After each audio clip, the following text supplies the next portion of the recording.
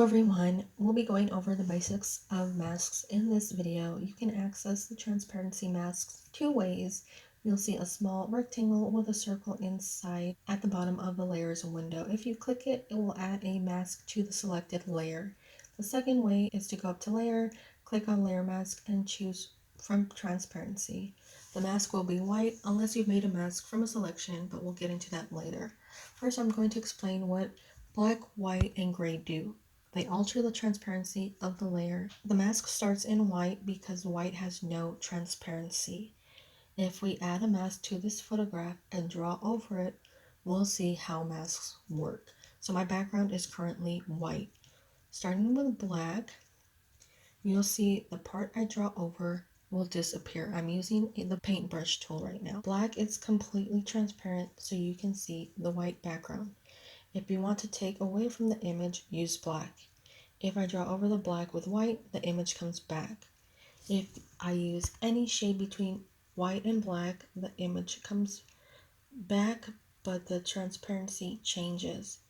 The level of gray you use, or anywhere between white and black, will create a different level of transparency.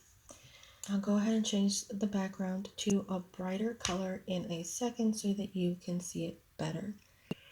So why do we need masks? The main reason I use masks is to remove backgrounds. Let's say we want to remove the background of the image. It's pretty hard to get a smooth cutout with a selection tool. Some people like using the magic wand, but the aliasing can cause issues. I have very shaky hands, so I have difficulty using the polygon selection tool. With masks, you can use your paintbrush at any size. This allows for small details and easy cleanups. As you can see when I am going around this hat, it's much easier to go around the small curves and corners. Not to mention, I can get close up with cutting out hair. The nice thing about masks is you can use the smudge tool to alter the mask. So once you've created your transparency with black, white, or any shade between, you can smudge the transparency or that black, white to create the desired look. I'm using a hairbrush I created. I will include it in the description box if you'd like to use it. So next thing we'll be going into is selections. You can use a selection to start the mask. Whatever is selected will remain. Whatever is outside of the selection will disappear. I'm going to create a quick selection just to show you an example. You can also use the pen tool to create the selection. I made a selection and then the transparency mask, and it created its own mask. This is also nice because you can get an easy foundation, block out large sections, and then go in with the paintbrush and add details. You can also make a selection from text if you'd like. You can create an image cut out from the text or with the text, or just add maybe a border or an accent with that text.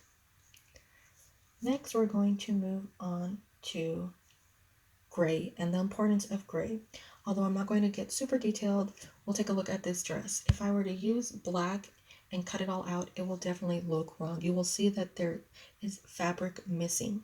So we have to remove it with gray. I'm going to use a random shade just for the video.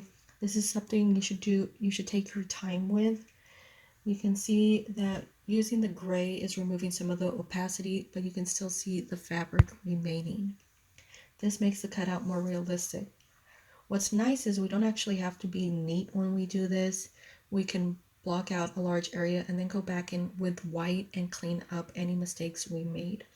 So I'm going to quickly cut to the finished cutout just so you can see what it looks like. There is a bit of transparency, but you can still see the tool, which makes the image look complete rather than having an empty spot in it. The last bit I'm going to show you is how to work with masks that appear on effects. Now, when you add saturation or curves to an image, there is always a mask that appears on the side of that layer. Say you want to change one area. you want to change like the brightness or the color, but that color is found across the entire image. Like in this one, I want to change her lips, but her lips are red and red is found in the entire image. So if I were to change that one color of red, then her skin would change, her hair would change, the fabric would change. So what we do is we go in with that effect, we change the color, then we block out the entire transparency mask with black. Then we go back in and we remove the sections we want to show with white. So here I'm going to cover up the whole mask with black. Then I'm going to zoom into her lips, choose a small brush with white, and clean up so that you can see the mask again. Once again, white is not transparent, black is. So if we cover it with black, you won't see any effects. If we leave it white, you'll see the effects.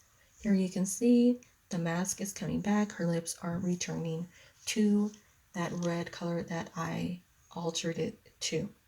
So this was my little intro to transparency masks. Masks are a great tool in Photoshop. I hope this was helpful in some way. I tried to just cover those basics that you may need help with. Thank you so much for watching. I hope you have a wonderful day.